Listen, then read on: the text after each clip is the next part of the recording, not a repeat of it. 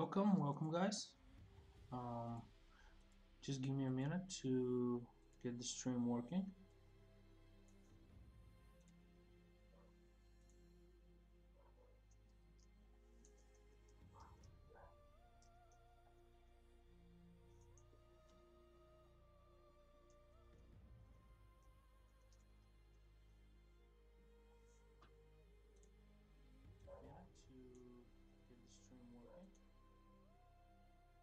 Everything should be proper now.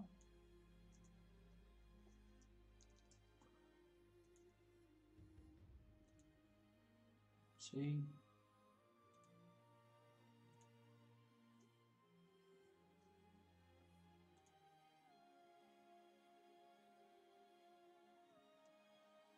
Man, YouTube like starts the stream so fucking slow, and I needed to put the URL. Alright, we're there. So one more second.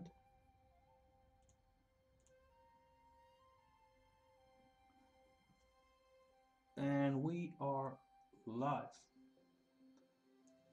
Okay, boys and girls. So today we're gonna do some crafting. And by crafting I mean an asset that you can put in your game as an object that you use for your crafting system. And it will be an alchemist head.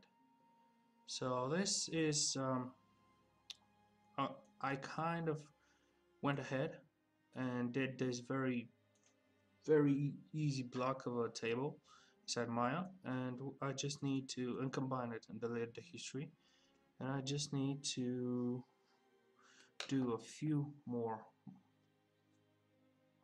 modulations to it, and we'll go and today we'll spend almost the entire time in ZBrush because there's a lot of things to do in ZBrush for this subject.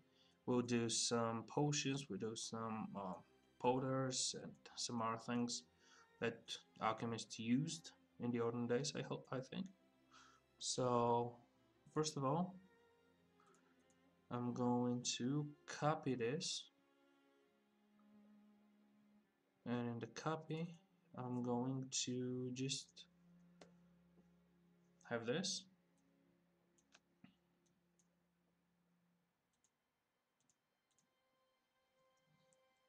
Let's center the pivot.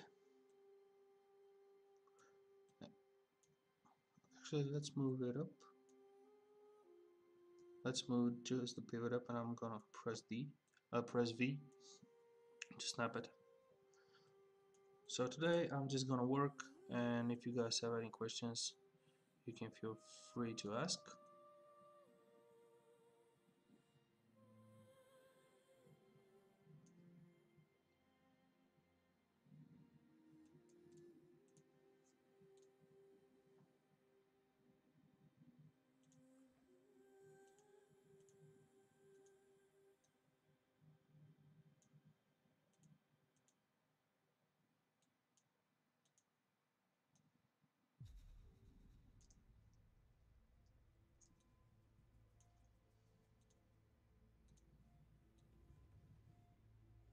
There we go. We're gonna combine those, and we're gonna go to freeze transformations and delete history. And now once we have this, we're gonna center the pivot.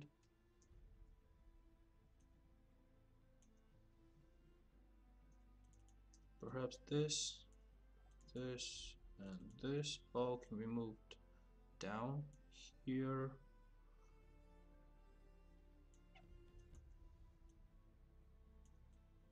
Yeah, that looks better for me. Okay, so now I have this, and what we can do is, just to be safe, I'm gonna repeat all this, and I'm gonna export it. Export selection, and we're gonna go to get this one done.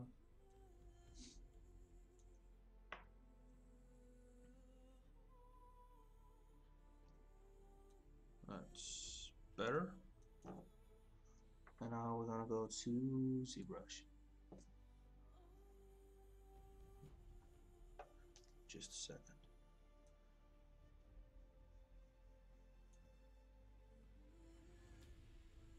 And those are basically just everything here started from a cube that I copy pasted, and created um, different pieces. And all these will be separate. Of course, right now it's very light object. It will become much heavier, probably around 3,000 polygons, uh, triangles. Sorry.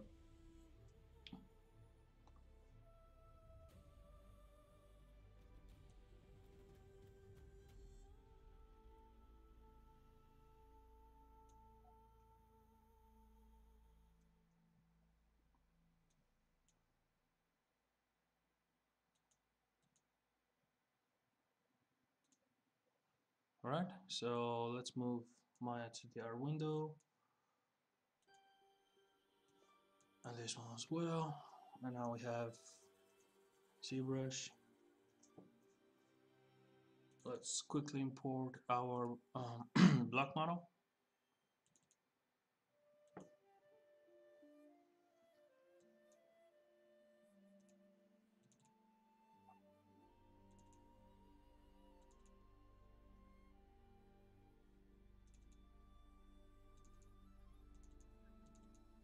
Alright, there we go.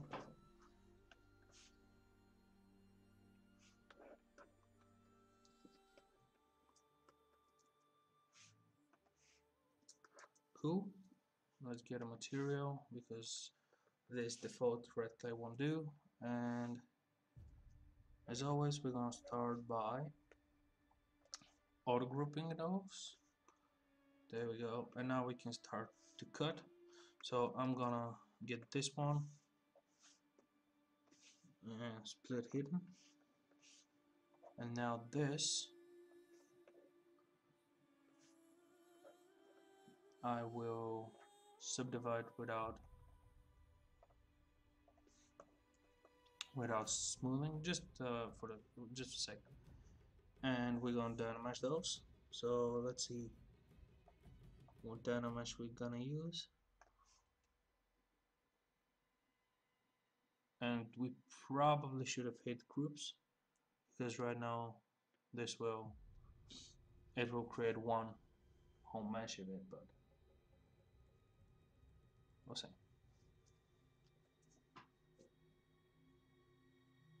And I think ZBrush crashed. Oh no, I didn't. Yeah, as you can see, it created one solid mesh. So what we need to do is if you go to your geometry, dynamesh, and I think we talked about this yesterday, but anyway, groups, we're gonna give it a cool 104 resolution and hit dynamesh, and let's see. And we'll now be able to work better.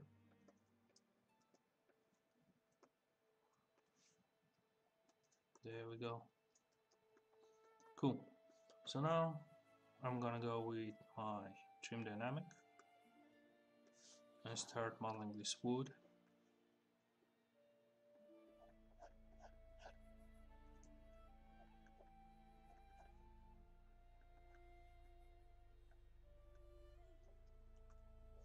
What you can do is you can go to mask by polygroups, and that way you can work only on one group, or you can go to group split. Like right now I can get on with this, work on it, and either show everything when I want, or I can just split it as separate subtool. But for now I'm just gonna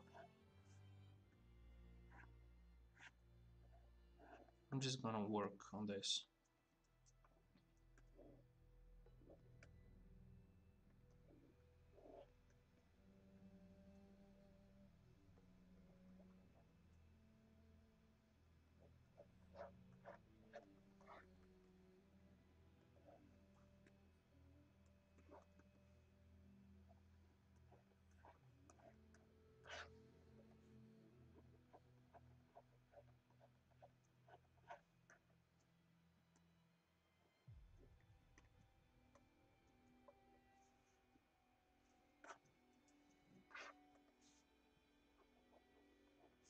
You can go to local symmetry if you want. Let's see if this work. Yeah, but you gotta have the Z. And you can do, because those are pretty straightforward. Cubes, shapes, you can go and work in symmetry. I am not.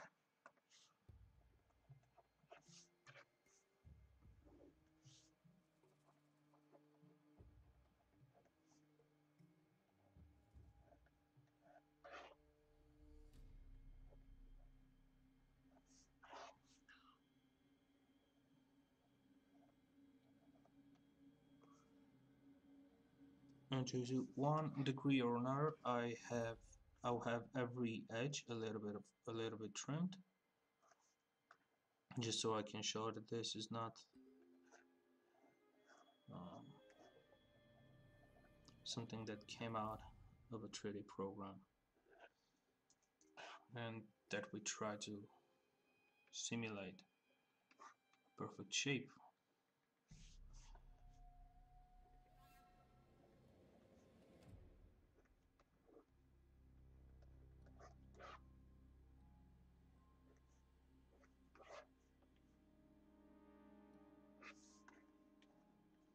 The bottom, no, I won't touch the bottom.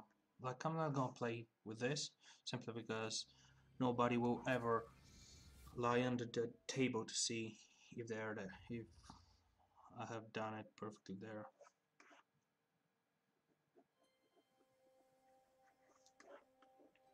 Cool, so now what you can do is, if you wanna later on, of course, you can go and do some damages. For now, this will do. So now we're gonna get the next one. Whoa.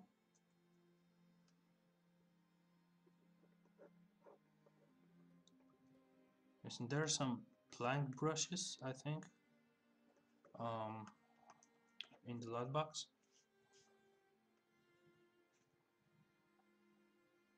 And I'm not sure where they were, but skin with wood. Yeah, here you have wood planks 1 and 3, at least. And I think, yeah, I think those are, you can create something like this. And of course you will want to tweak this and store a morph, but this is, if you want, you can use those. And they come with ZBrush, so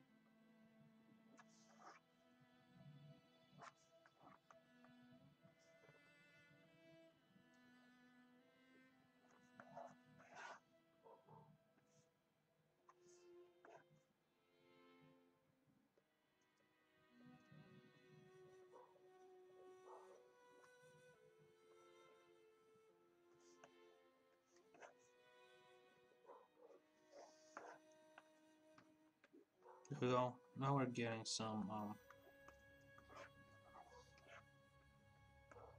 more of a, I don't know, realistic effect. And this can all be done in texture, but I think I prefer to do it by myself. So 2 more to go. How are you isolating planks? I'm just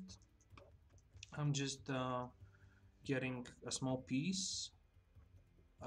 Selecting a small piece and then hitting Control Shift A, and this shows me the entire topology. And because we dynamasked it with groups on, it's every plank is a separate topology, so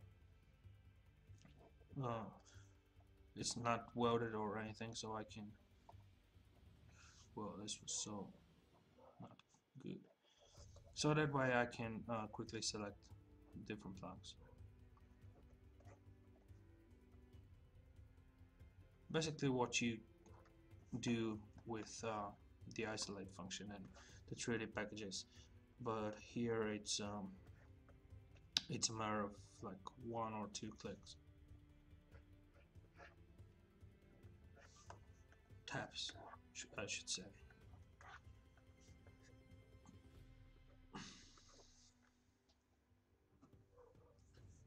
Can you work in ZBrush without tablet? You can.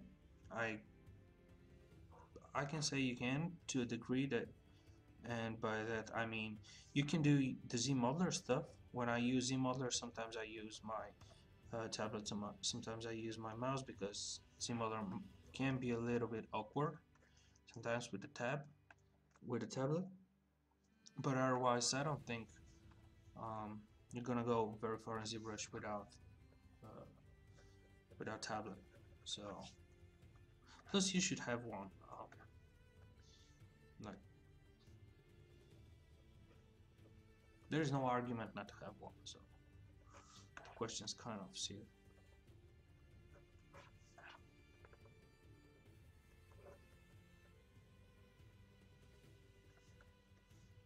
Cool.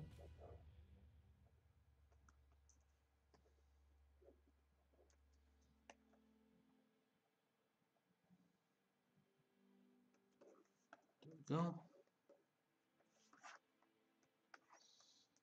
And now this one. On this one, I will do this side as well because this is the final piece, the border piece, I should say. So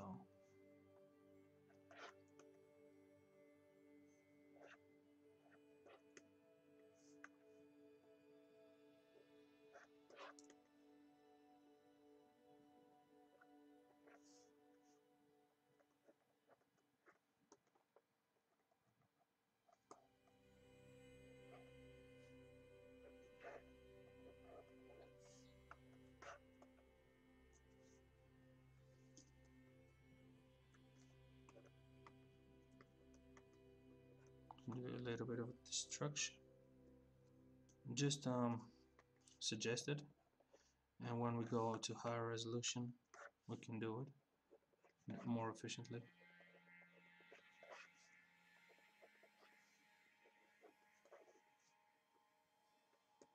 There we go.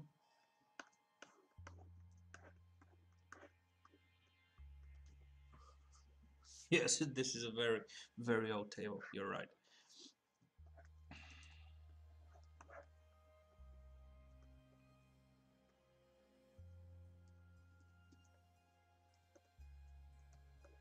Cool, and now this is the last one.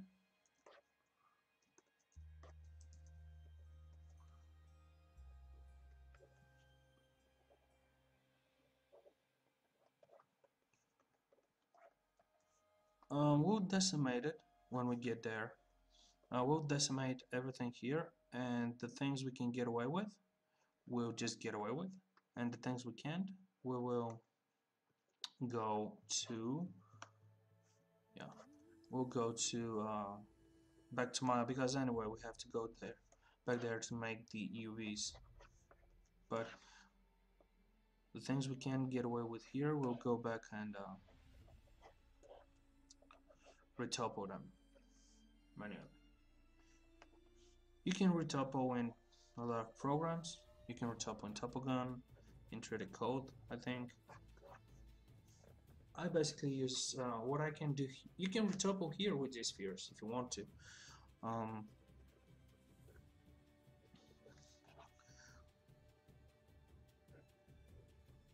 what I don't get with the zero mesh, the decimation or the zero mesher, I usually go and do in my with Quadro, the Quadro function. But this is like 20% of the time. The rest, 80, I get done here simply because the decimation does a very good job of it. Obviously, you can have a little bit of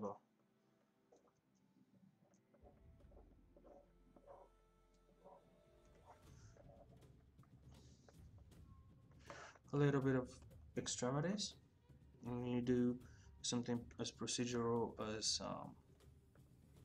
not procedural but automated as the decimation, but you can always just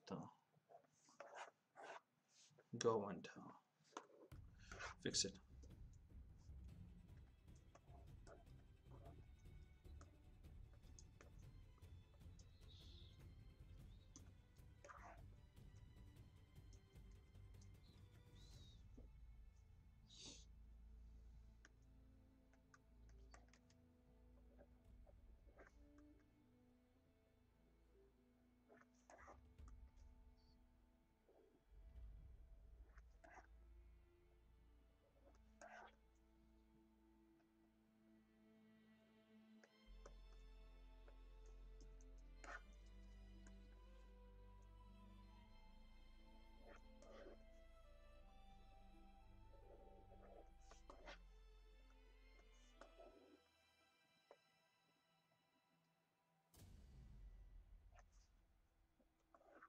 Um, about an hour and a half to 2 hours, depending on how our work goes, and yeah, basically that's it. I rarely stream more than 2 hours simply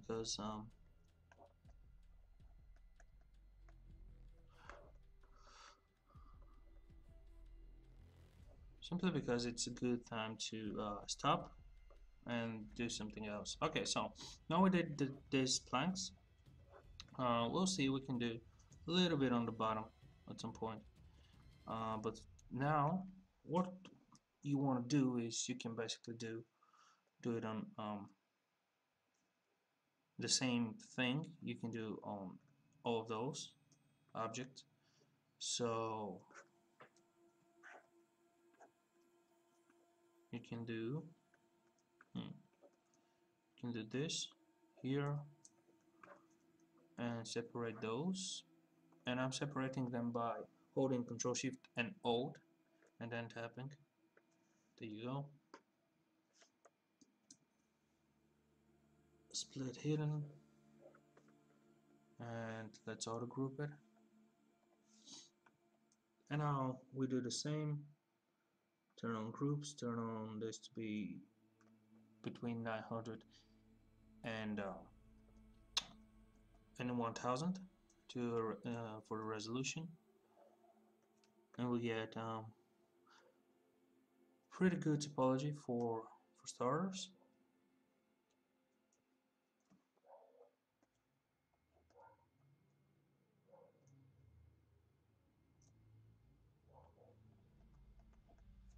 There we go.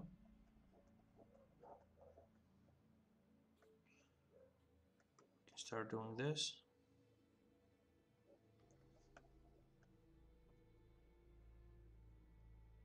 And I think here if I go to X, let's see, yeah, I can do those 2 by 2. Actually, let's go to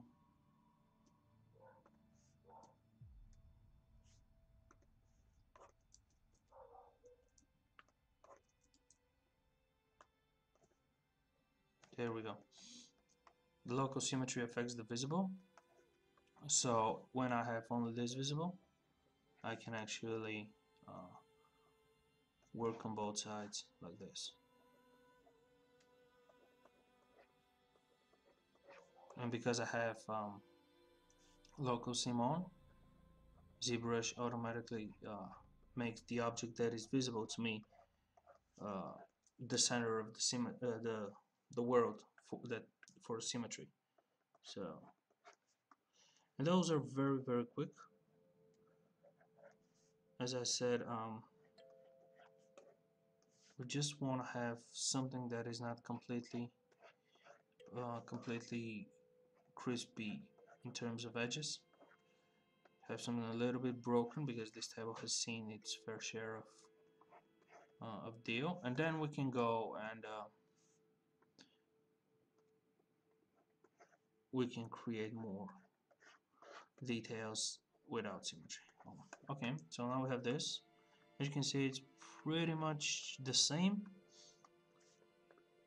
except now it has more of a beat up look, right? And now we can turn off symmetry again, get this one, turn off the local symmetry, turn off the symmetry again, and now it's symmetrical in terms of the piece itself instead of the whole world.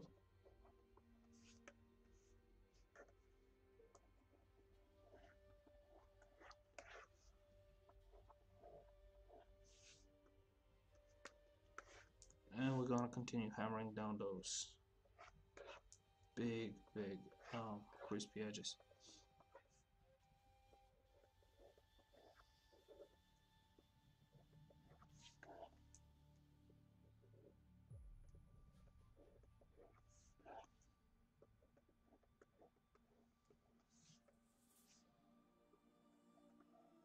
There we go.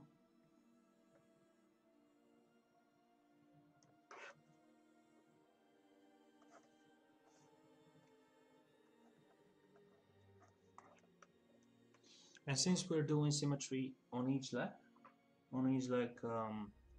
independently, that way when we get the full picture, the full asset, it will look like we've done this without any symmetry because the x and the y in the z plus and minus will be different because we're working in local, right?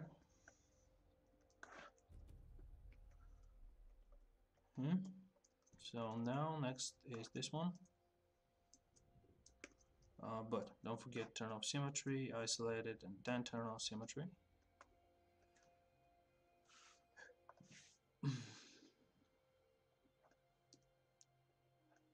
If you want, you can press tab by default to get your viewport bigger, to hide your UI.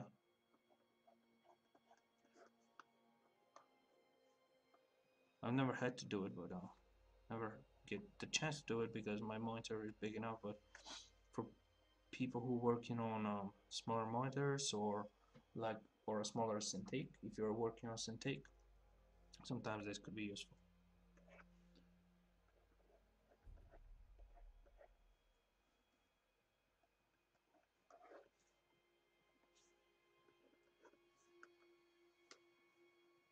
What music is this? This is the soundtrack to Horizon Zero Dawn.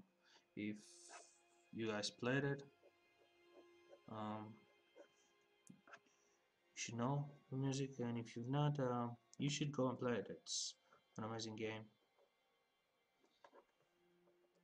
Not just like art-wise, not just our department. It's just amazing, um, all the way through.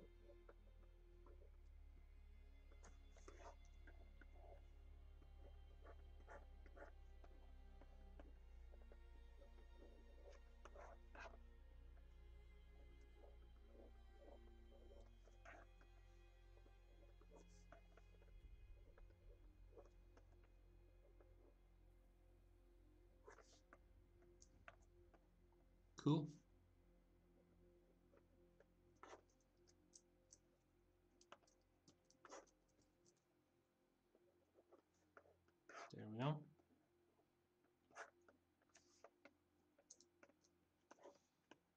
now there should be only one left, this one. And we're gonna do the bank this quickly because I want to create some potions and some kind of flasks and other alchemy mumbo jumbo like that. I have some put up on my Armiter, but we'll get some additional one.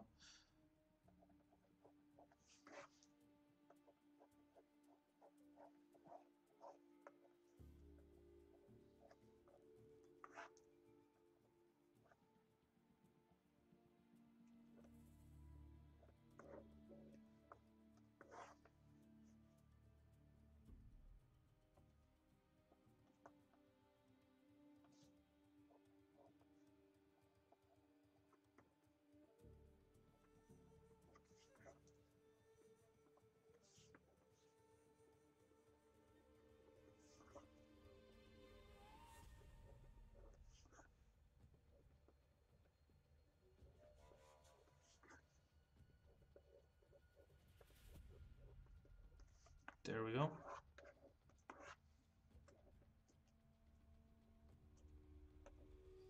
Okay, it starts to look like what we want to look like. Um,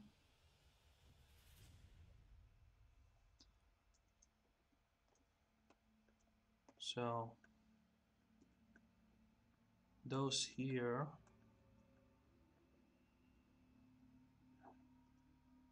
we don't really care about these here pieces, but let's get this one and this one. Whoops. So just this whole thing, we're gonna split it, and we're gonna make this one object. So I'm just gonna come here and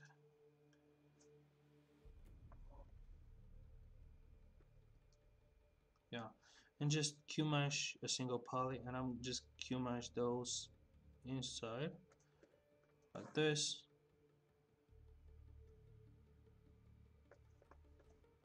And those inside here.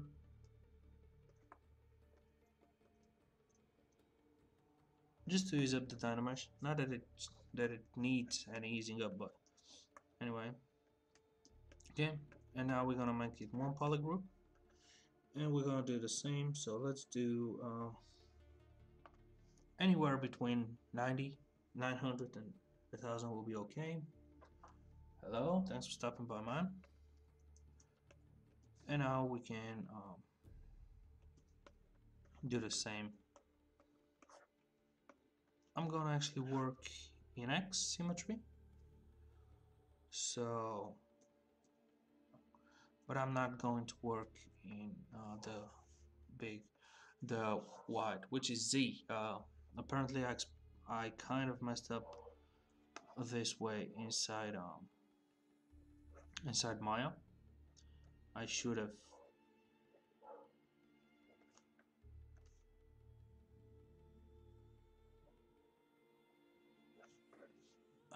have made sure that when I come here, my main axis around which I want my symmetry to is Z. I didn't do that. I didn't take the time, and now I am not paying, but yeah, I'm having just it's sometimes not standard, and it's sometimes creepy and weird when you have to go from X to Z. Actually, what I can do is I can go to Z. This will make my life much easier.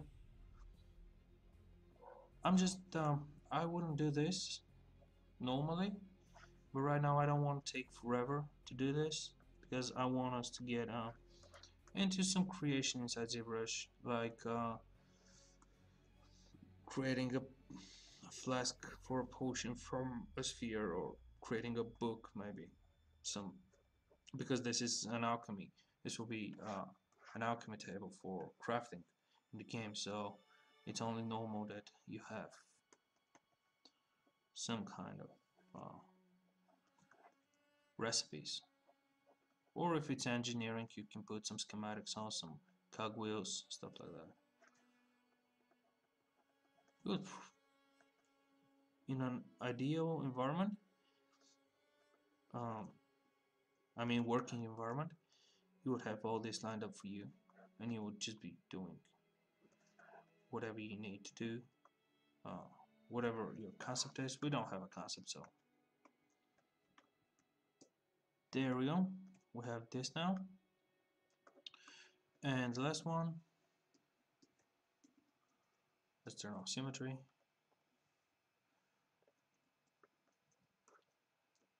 Is this. So for those, actually, what I'm going to do is I'm gonna get this one and split hidden, and now I'm going to dynamesh those. I want to do a boolean on those, like this, so I can create so it will have this way it will give a nice option for substance later to bake an ambient occlusion there. But the idea is, yeah, I should do it now. So what I'm going to do very quickly is I am going to show only those two pieces like this, and I'm gonna go very quickly and boolean those, and I think we have it, which is this one here, this mesh here, and here I can delete those and turn off the boolean, delete boolean. There we go. Now I'm gonna insert the ones we created, and those I am going to dynamesh, and I'm going to dynamesh a little bit higher than usual, simply because I'm not creating any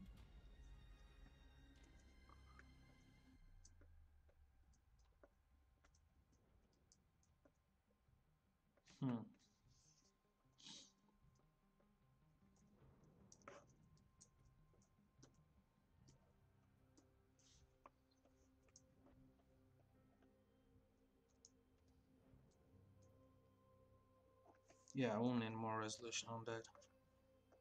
So let's get to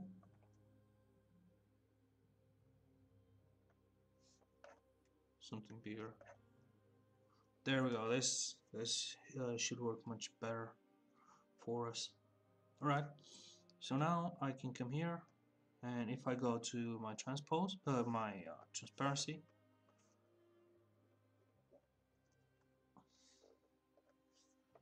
I'm gonna remove this from trim dynamic.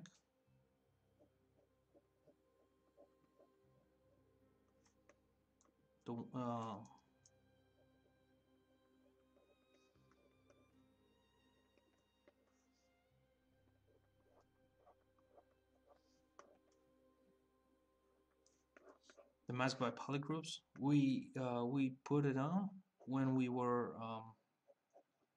doing the tabletop, but right now it's not useful anymore.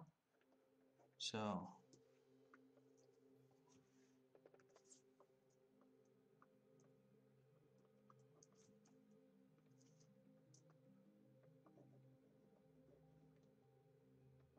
I will need more resolution on that as well. But well, we can split those. Let's just get the big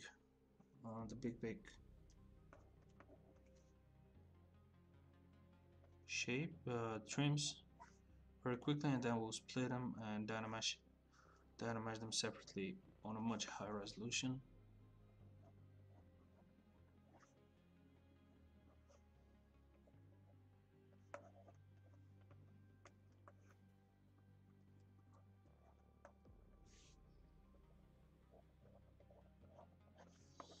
There we go.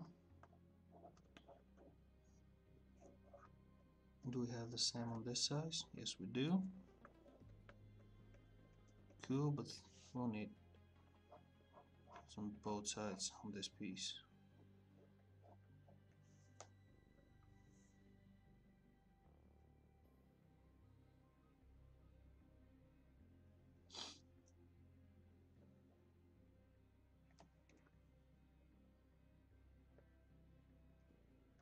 Oh,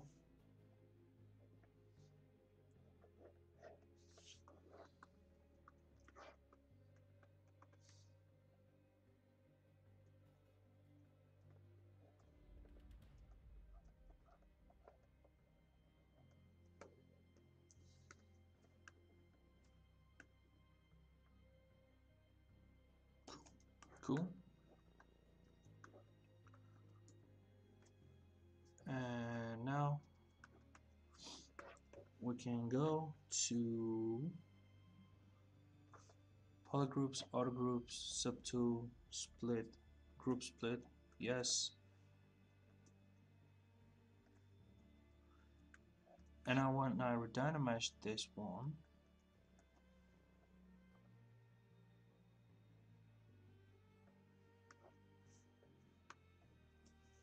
we can get a lot more details here, which is good because we need those. And now I can create much cleaner cuts here.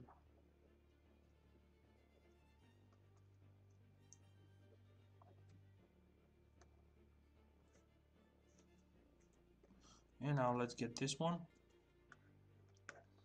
This final piece, we're just gonna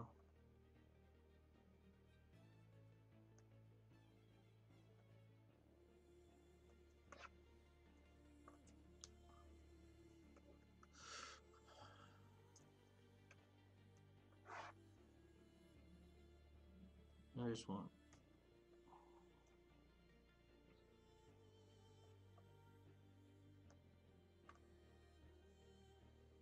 Let's say this resolution might just be an overkill.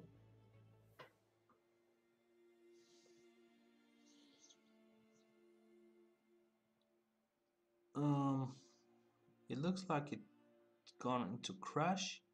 If it doesn't crash, we're gonna save our subtool because I haven't saved it since we opened it, and if I now lose it, I'm probably gonna lose my mind as well. Ah, there you go. So let's very quick save it until we haven't screwed it up. So, right? And now this has a cool 500,000 polygons. And as you can see, we can now work much better on it. Plus no one will look at that close, so we're safe there.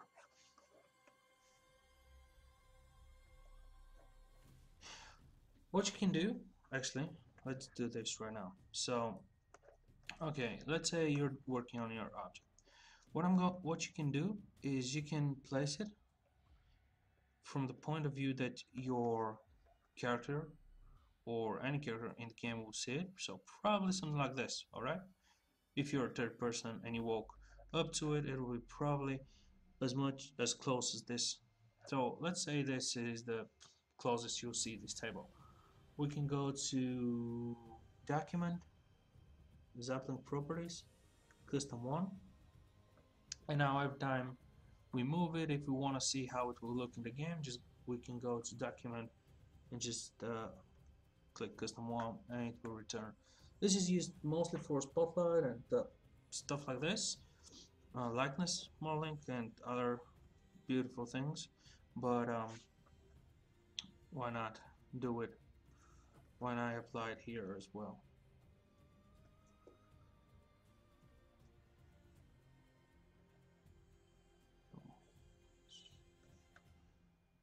Give this wood a little bit of a worn look, and this will be the last piece of the table.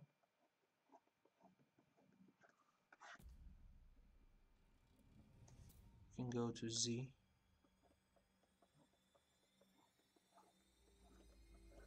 Right now I'm at local symmetry, but at this point it doesn't matter that much if I am in it or not, because if I'm not a local I will still get I guess not. Well, anyway.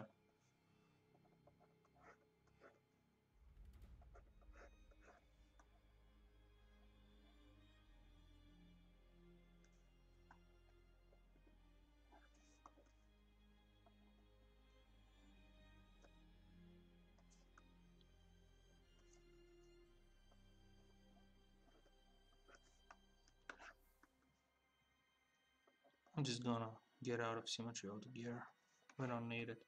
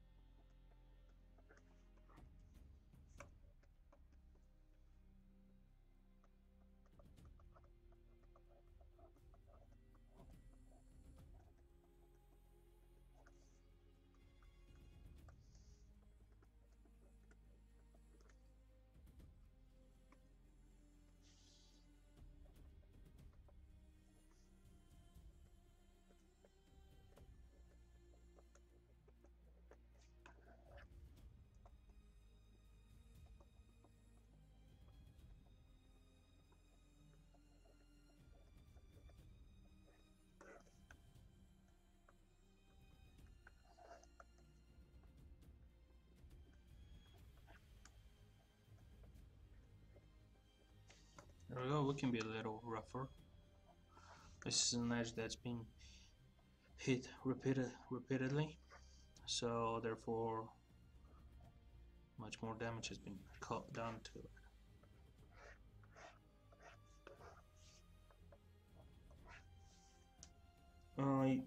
Yes, you can. You can use the the trim dynamic. Not too much need, but anyway.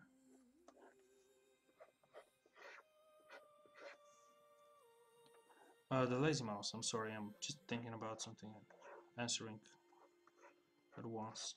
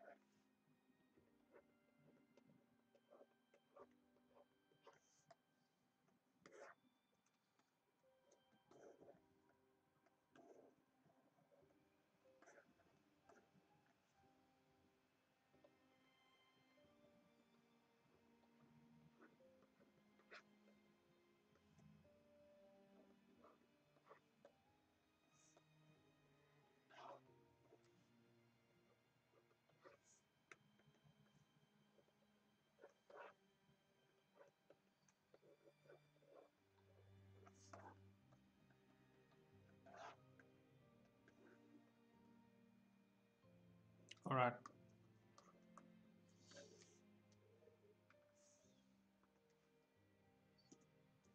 There we go. Okay, so let's say we're ready with this, for now, at least. Just gonna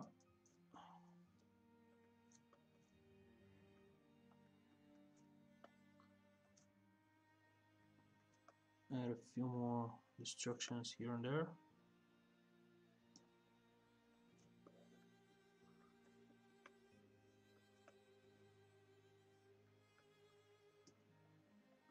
Alright.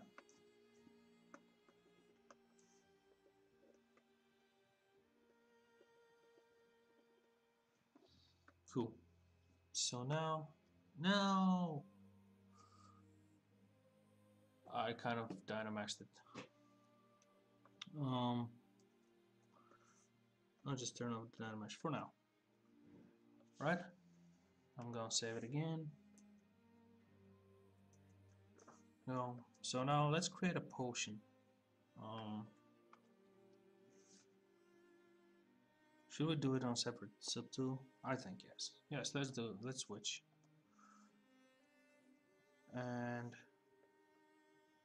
there you go. I just saved it, and ZBrush crashed right in the next moment. So, what's the lesson?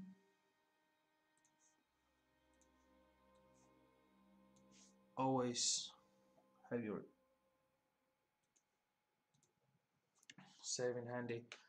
I personally have stored 2 quick saves, 5 minutes each. Probably an overkill, but you know, better overkill than killing.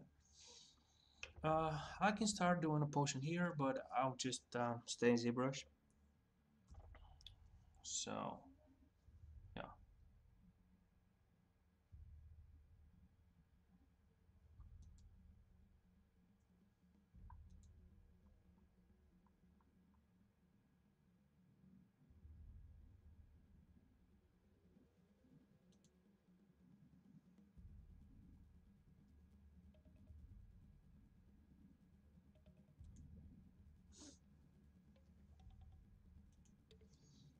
There we go. Let's load our subtool.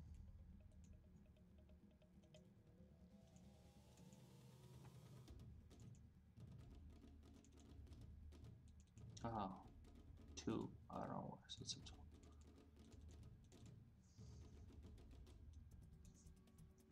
There you go. There we have it.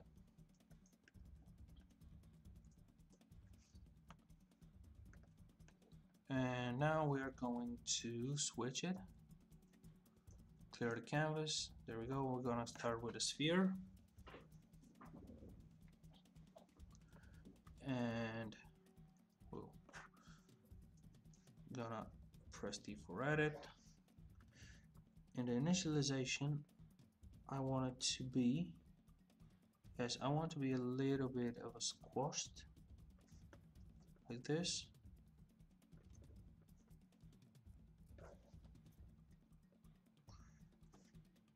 And the divides are 21 is too small, so let's do 24. And the V divides are, this is probably good, right? Make polymesh 3D. And now what we're going to do is, first of all, we are going to cut the bottom because it has to have you know, flat bottom stand. So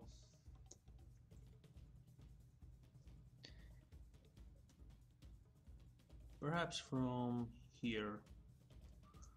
So now I am going to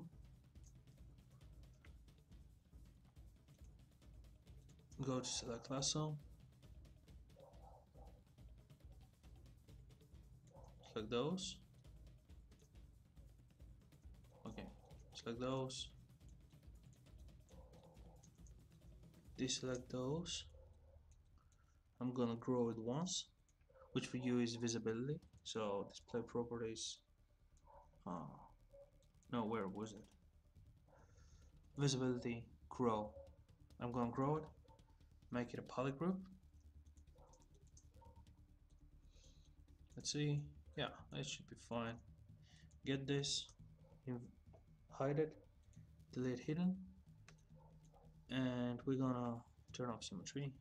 Gonna go to close, convex hull. There we go. Now have bottom that it can be put, and here we'll make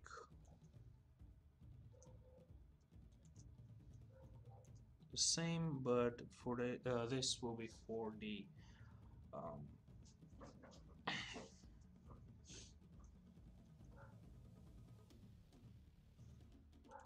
for the bottleneck. So first of all, let's decide it should be enough, right? So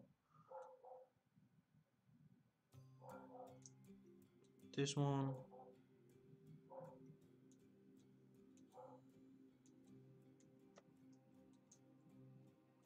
So draw it, delete hidden, and now what we can do is we can actually, let's see if this will work. So if I mask all this,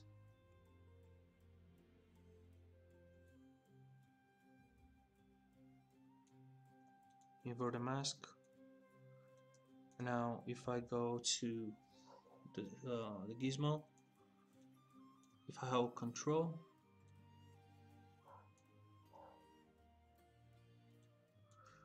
perhaps we have to be with the old transpose line, so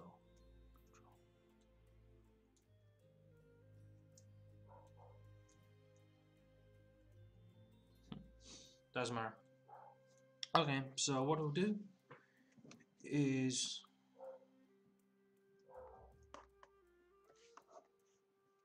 we're gonna close this, make it double. We're gonna close convex hull. There you go. This one I don't want. There we go. Gonna get this group, this polygroup. A quick auto group added, and now here we're going to create QMesh polygroup O, a little bit,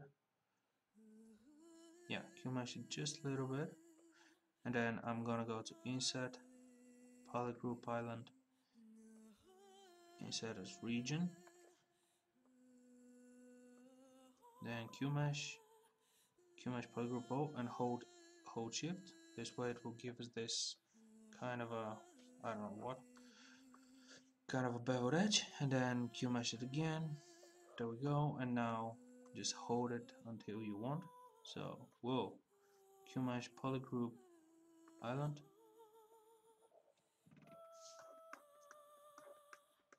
Okay. And now you can go and make it smaller.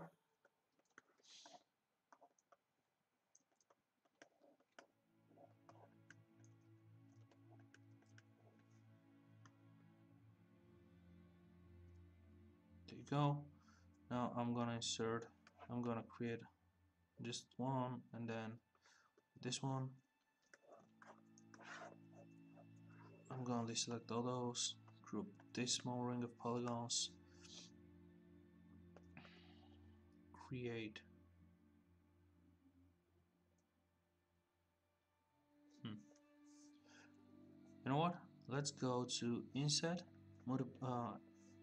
interactive multi-positive, interactive resolution, and interactive elevation.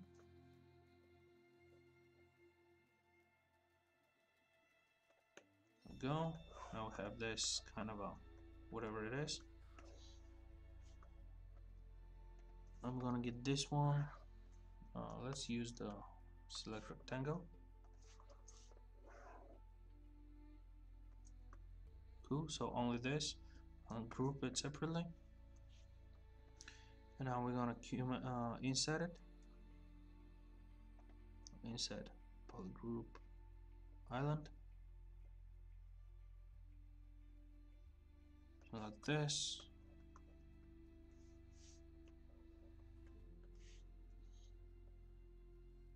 Like this, and now I'm gonna QMesh it in, and then QMesh this one up, but holding control, so I get a whole separate geometry.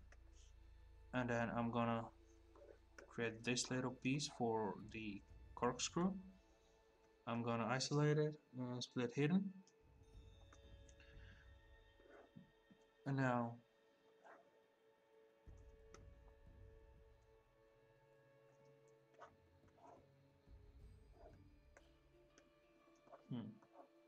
Okay, so now we can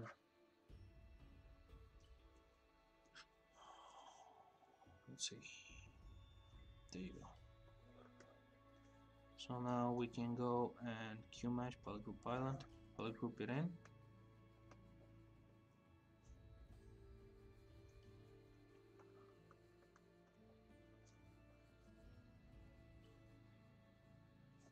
Single edge loop here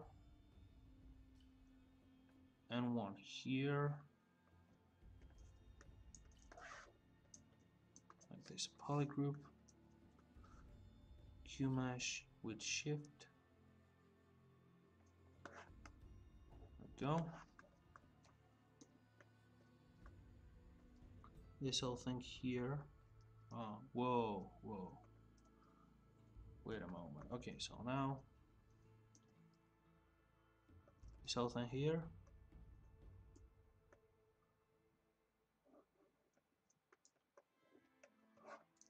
We should apply some creases. So easiest way to do it is to group by normals and then go for crease, and then simply manually crease with DC modeler the edges you want creased, like this.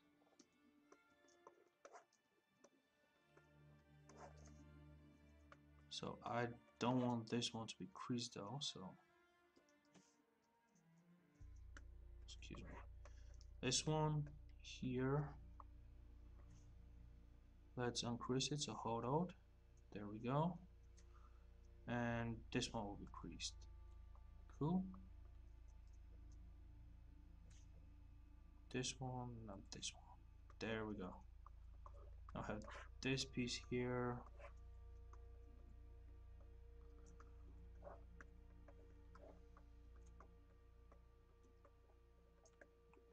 Cool. So this here should be the same.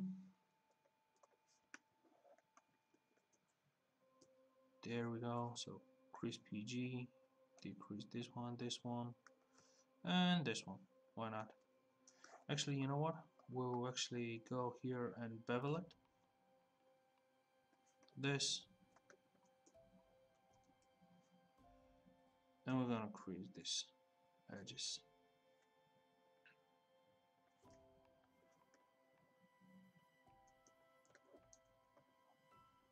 And then just select the creasing options to, we're gonna make them creasing of 3 and dynamics of div of 4. Well, now we have more of a battle look. However, I think we should, there we go. And we'll do the same here. We'll apply more subdivisions, so we'll apply 4 subdivisions and creasing of 3. There we go. That's nice. And if you want to be very realistic, you can, yeah, you can come here, you can select all those, this,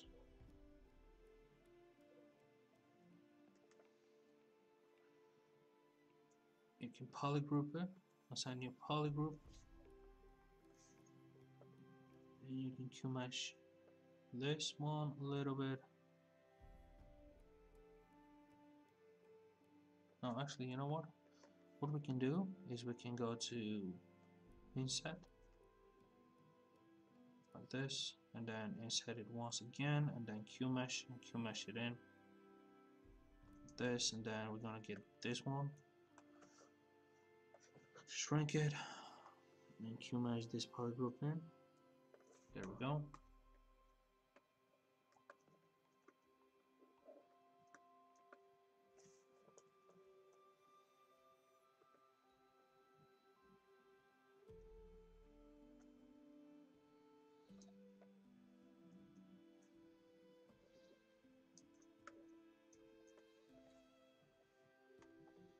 We have some glass here.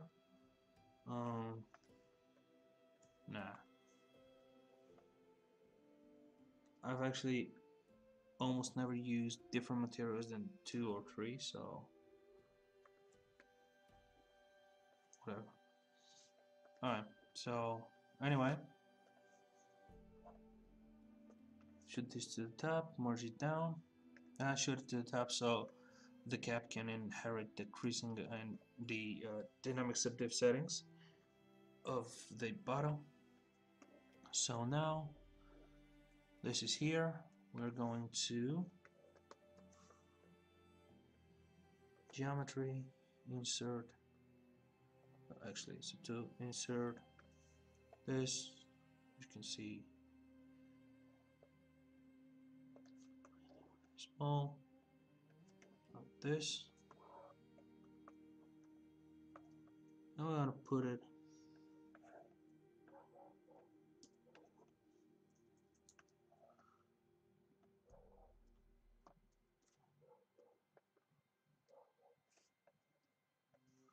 I'll put it in here.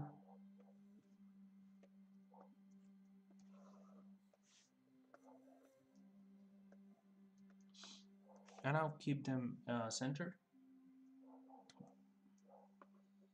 Okay, so we have one. Let's do something else. Let's do another flag, but this time let's do it hexagonal.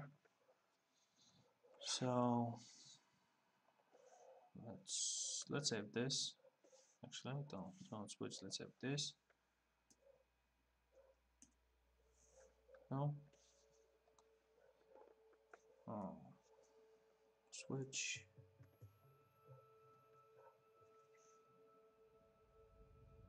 Let's get a cylinder this time.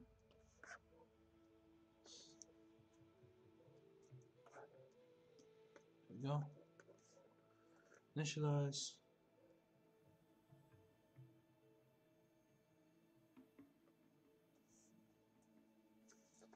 I'm gonna make it 6.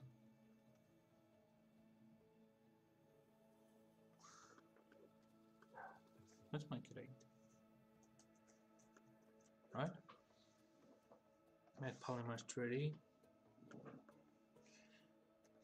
Polygroup group by normals, so we can get the caps out of the way. There we go.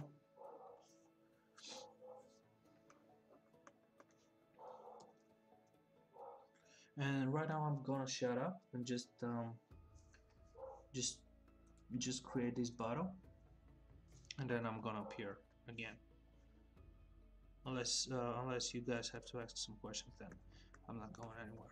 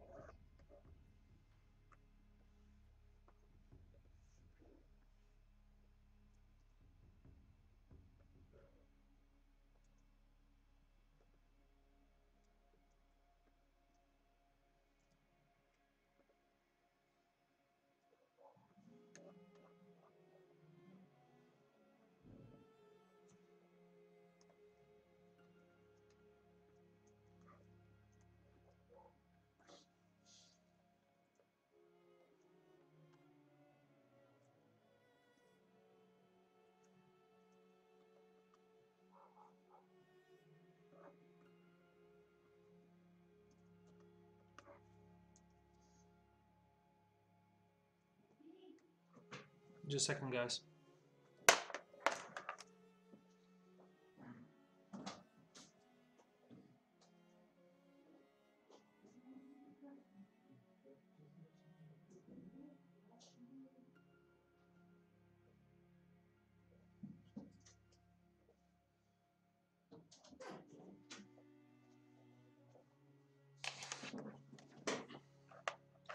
Right? Sorry about that. Have to deal with some shit. Humor this a little bit. Actually, a little bit more. Insert this.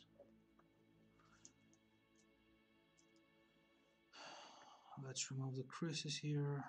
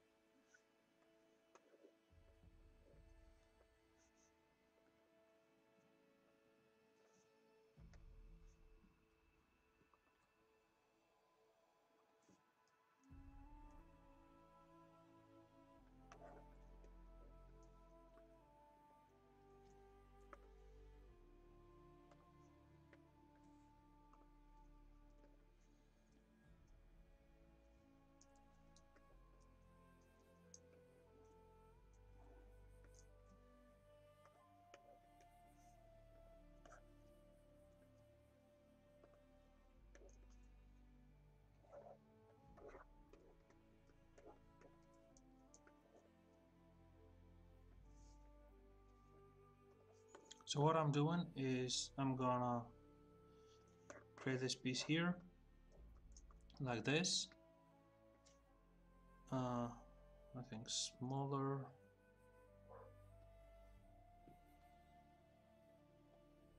Right, something like this. And I'm going to Q-mesh this island here with control, and then split this ring, and this small ring I will close the convex hull, this, and then I'm gonna actually, I don't know why I did so many subdivisions. That much should be enough. Q-mesh it in, flip it again,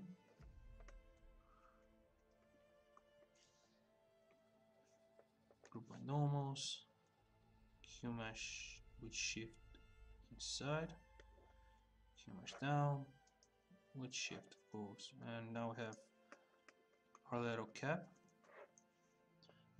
corkscrew, whatever it is. And this one here I'm gonna crease PG, there we go. And what I want to do is I want to put one, I'm gonna bevel this to get two of those. Well, actually let's put a new one here, and then those we are going to QMesh shift, something like this. Perfect.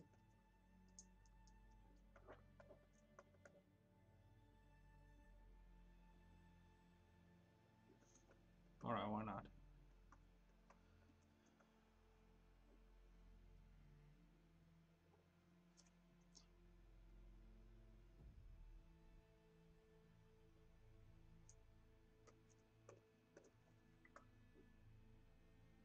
Cool, why not?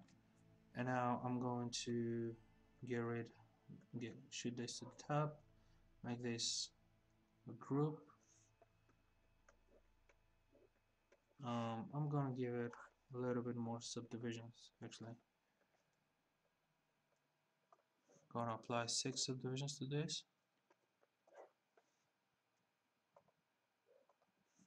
There you go. And then I'm gonna apply, actually,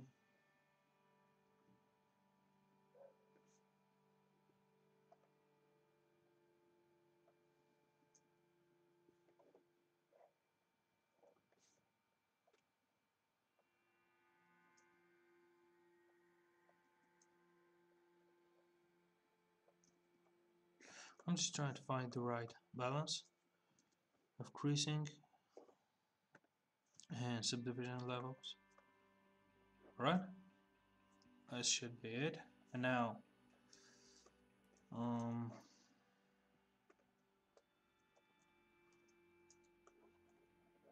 gonna insert this.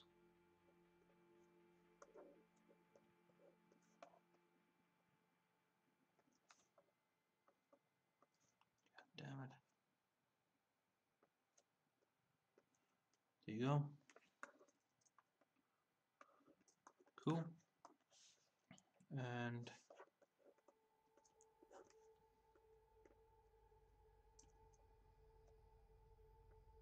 got it like this.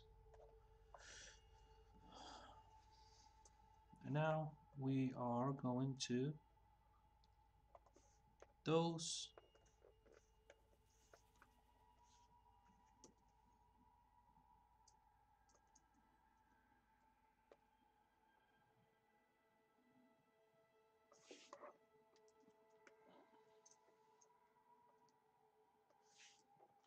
cool. And boolean, this time I'll activate the boolean course, and I'm going to activate dynamic subdiv, and we're going to make the boolean mesh.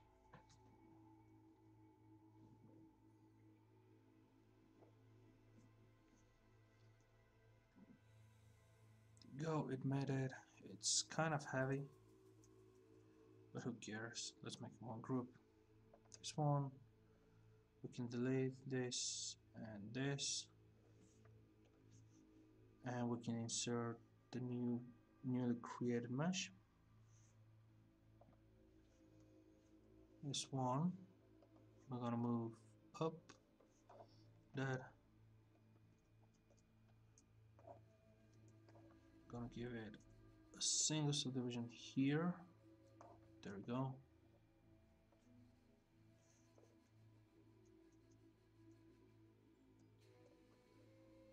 Going to apply the dynamic subdivs, and I'm gonna merge it. So now we have this little bottle.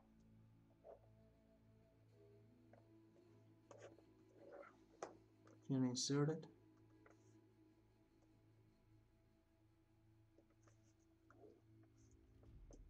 And there it is.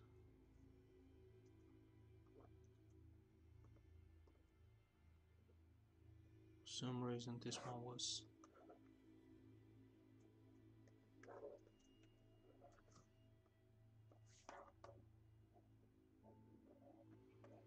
alright, so I'm gonna keep it in the center, and all those will go to the top. So how much time do we have left? We have about 20 minutes. Let's create one of the assets. So let's Basically what you do is I would sit here, I would make this whole table with all its thingies, and then I will go and uh, and I will decimate it. And to do that, I'm going to get everything here, and I'm going to merge visible. There we go. So now this here we can export. If you want to apply some color ID, now is the time. Here is the time, so you can get those and apply right to them. So let's switch to standard brush. Let's turn off Z-add and go MRGB, and you can apply right to this, and then you can apply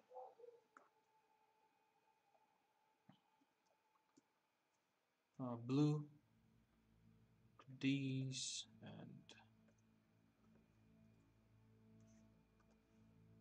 green to these and yellow to that, orangey yellow. All right, so now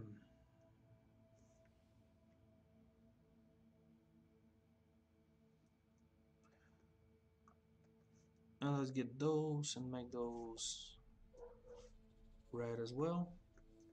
So this is just a simple material, but if I had some kind of metal bolts in this table, which probably I should, let's quickly add. So how you add a metal bolt, you just, not a bolt but a nail, you go to this, let's turn off the colorizer, come here, you select this one, go to transparency, see where you want the bolts to go. So for this I'll activate my X and Z, I guess. Yes. So here I'm going to put one. Okay, so I now know where they are. So somewhere here, I'm going to put one here and one. Let's go to draw size of 6. Put one here and one here. There you go. And let's put some here. That's okay.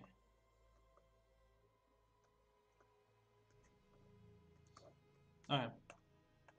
So now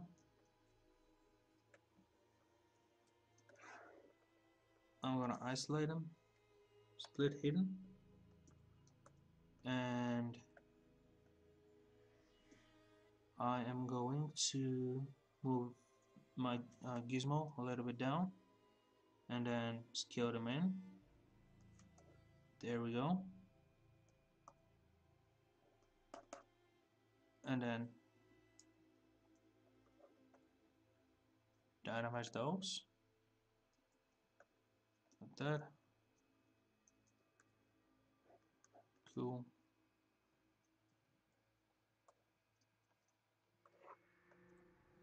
And now you can come with the trim dynamic, or actually the H polish will do you much better work here, will do much better work for you here, and you can just, well, you can just make sure that they look like someone smacked them with a hammer. Not too much, not too little.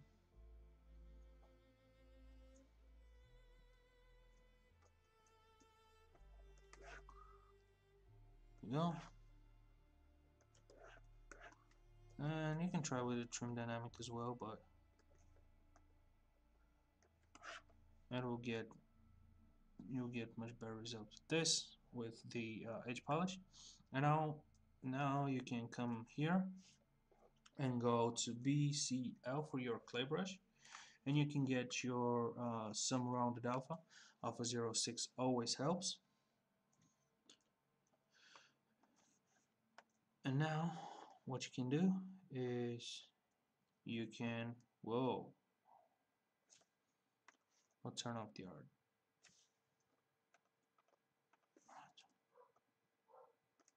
There you go.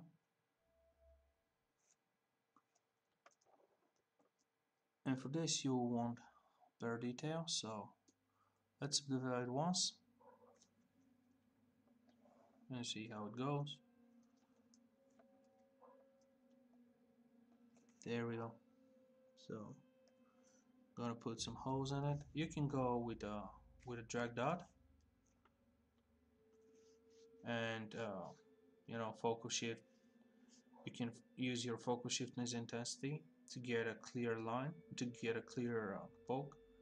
But I'm just gonna do it like this. So there you have it. One here, here.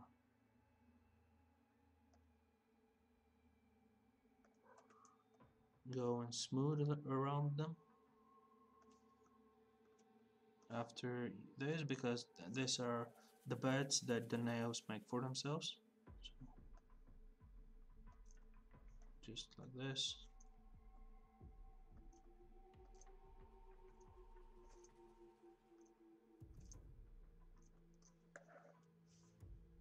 Cool. And now, of course, for the nails, where they are. This here. Let's turn everything colorized. The colorizer for everything. And now the nails can be this kind of a cayenne color. So there we go. And this one here, we'll just make sure it's like this. Alright, so now let me just save it quickly. One, there you go.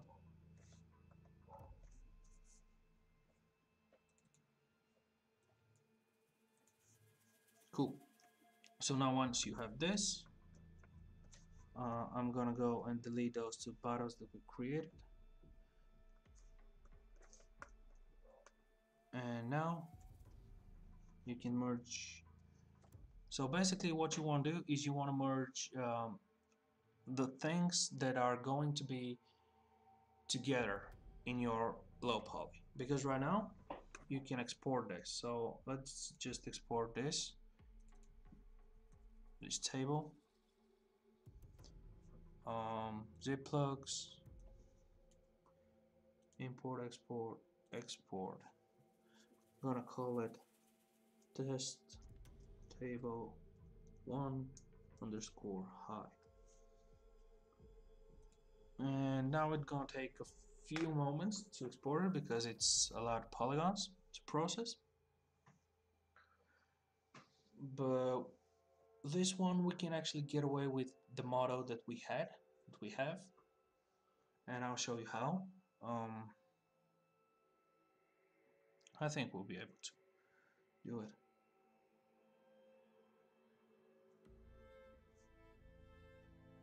So probably we'll be able to use a lot of this.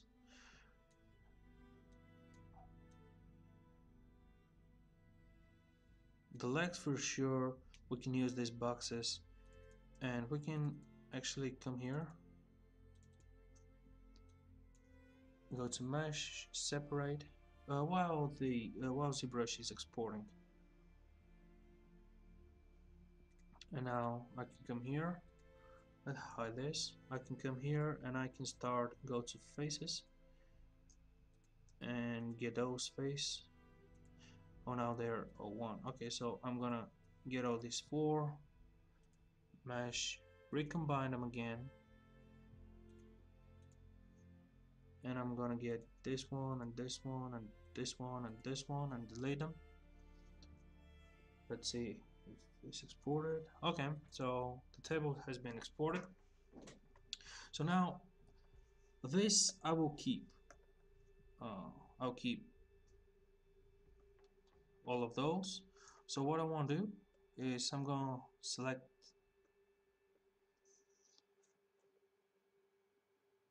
actually, you know what? Let's merge visible now, and let's export this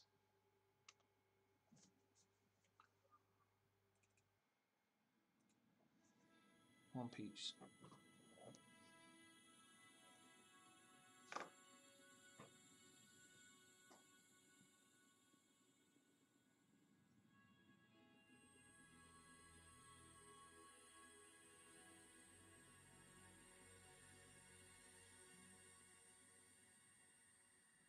So let's get back to Maya for a second. Okay, so now this is done, and for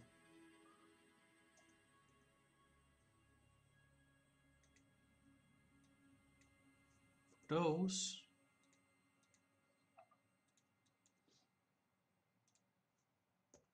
there you go. And now here I can get everything to be separated.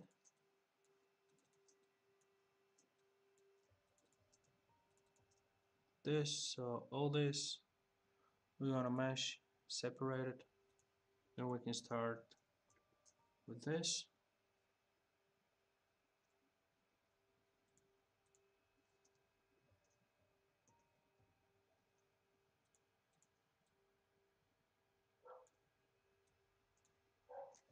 Just let's see if this is done.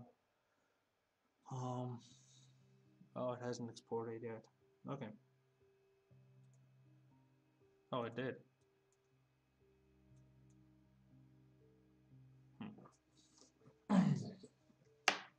Okay. So now it exported this one. So all I have to do is I'm gonna dynamesh it to a resolution. Let's do 2 million polygons. And for this final thing, I dynamesh with dynamesh master because it's you have more control. And from this, all I want to do from this mesh here is to get a normal. And I'll try to show you, to talk to you for the remaining 15 minutes, the difference between your zero mesh model, your decimated model, and the model we are going to create. So right, this is one mesh now. So I'm gonna group it. I'm gonna turn off the colorizer, we don't need it. Let's go to normal blue, and decimation, we're gonna pre-process current, which we're gonna take a little bit. And while it processes it, let's go here to Maya, and um, let's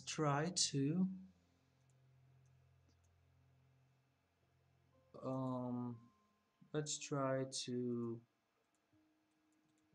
optimize this mesh and see which one is better. There you go.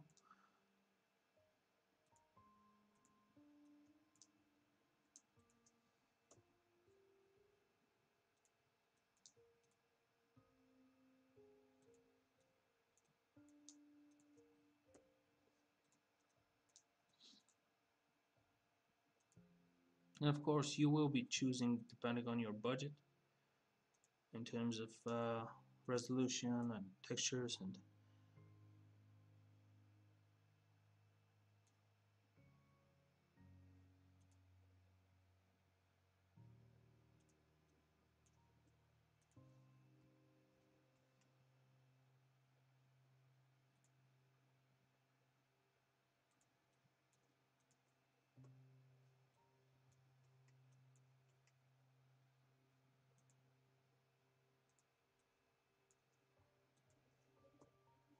And I'm multitasking right now just because I want to get everything done before my time runs up.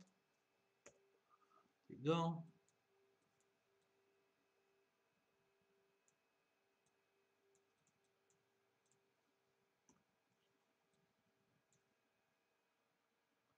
And this of course will be lighter, but you can be sure that it won't bake.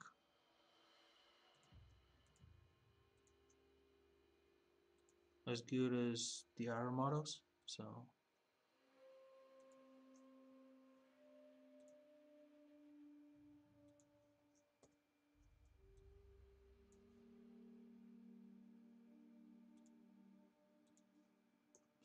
you go.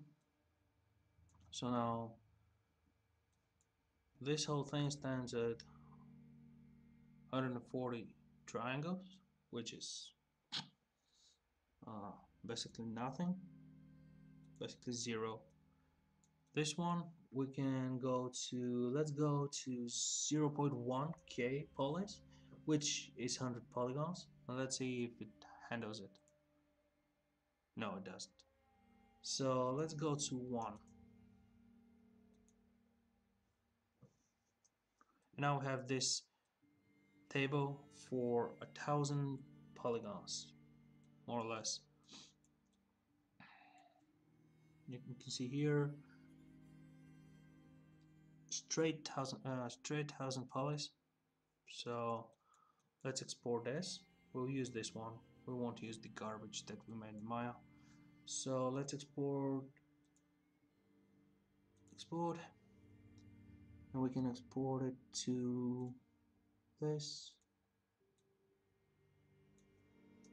flow. Let's go back to Maya, and I'm gonna get this, and I'm gonna go to mesh, combine, freeze transformation, delete history.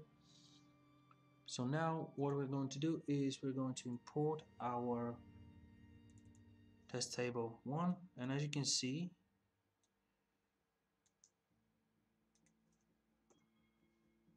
this is a table that we have. You can certainly go and clean some things up. However, we can go to very quickly set face just in case, and soften edges, and then come here and go to automatic UV, and let's get the UV editor layout. We're gonna need a layout. Where was it? Arrange, yeah, layout. So let's do some layout like this. It actually not that bad. And now we're gonna come get it, and I'm gonna repeat everything and re-export it. So export selection. Make sure you don't triangulate it. So I'm going to come here to table top one low. Let's replace it.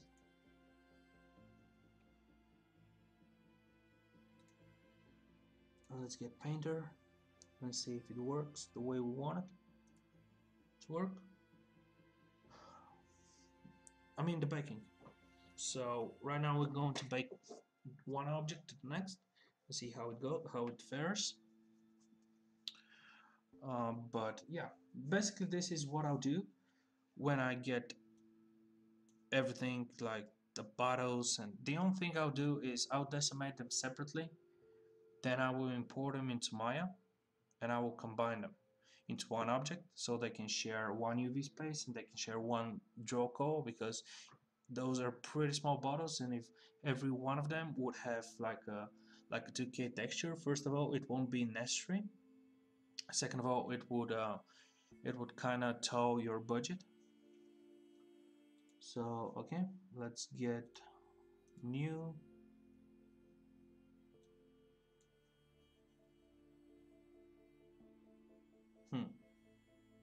Where was it? Just a second, guys. Yeah, but well, I'm searching my FBX. In the meantime, yes, you don't want. Oh, there you go. So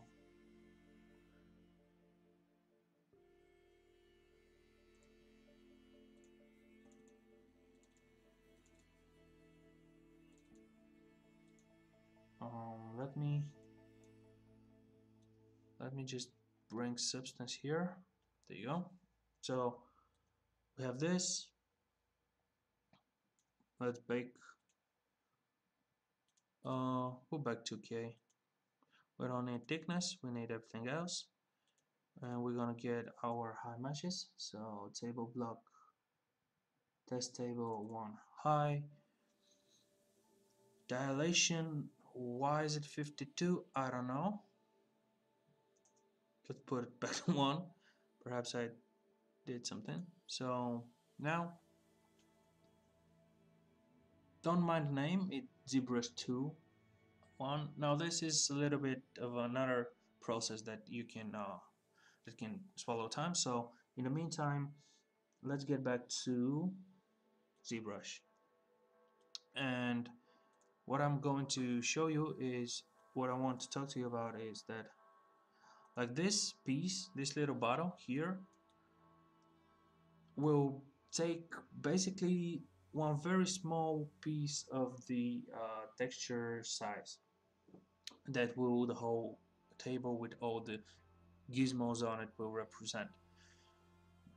Because if this one has like this can be what, 1 2 times 816 and a little bit more of resolution to it, it can take like I don't know, 100 triangles. This little bottle can be of 100 triangles or even less in the game. So if this little bottle had even 1K texture, it's just waste of time. So I can work on them separately and then combine them to Maya and then export them as before texturing as one product. Let's see if it baked. Almost. Only the occlusion is up. And this will be kind of the last thing we'll see today on the stream. Just I want to bake it and I want to apply a quick wood on it. There you go.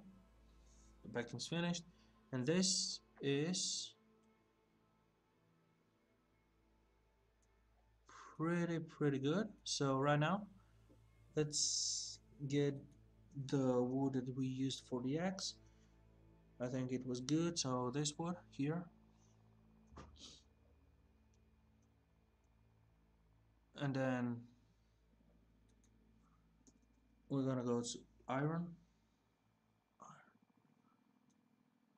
Whoa.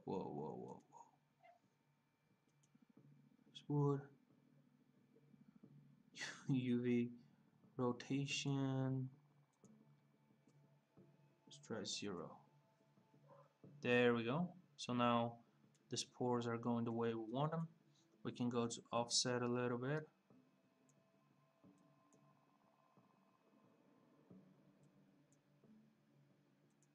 Get this to 1. It's too procedural, I know, because as you can see, you can see those, but right now we don't have time, so we're gonna do this very quick galvanized iron, and we're gonna apply mask with color selection. Select those.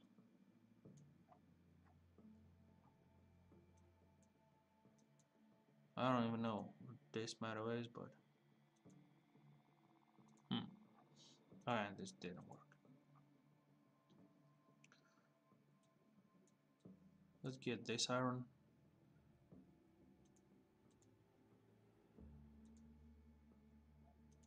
I'll do this, and here we're gonna move this to the bottom. There we go. So now we have this table, which is pretty much ready. Right now you can export it and put it in the game, and your character can run around, pick things from it. So it's just time consuming. That's why we didn't do the whole set. I promise I will finish it offline, and then I will show it to you guys next week, next Wednesday. We had to do the computer today that we started last week, but I didn't get the textures done because it's going to have some holographic screens, and I wanted to make them in Photoshop beforehand. and then just use the maps inside Substance. But we'll do this next time. It's actually not that bad. This wood material is kind of good, but it needs a little bit of tweaking. This one I got from Substance Share, um, but it needs kind of a little bit of a tweaking here and there.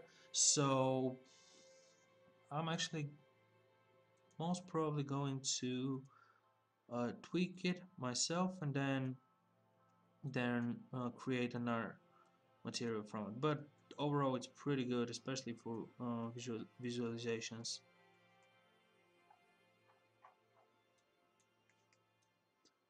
Cool. Okay, guys, thanks for watching.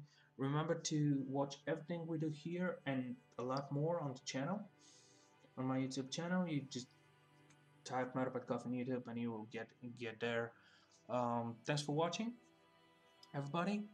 Remember to like, share, and subscribe all the videos you see and like. And that's it for me. Thanks to watchmework.com for letting me stream with them again another week. I mean, and we'll see each other. Let's see tomorrow. I don't know if I'll stream tomorrow. If I'll stream tomorrow, we catch the wind on Twitter. If not, uh, next Wednesday for sure. All right, guys. So thanks for watching and bye bye.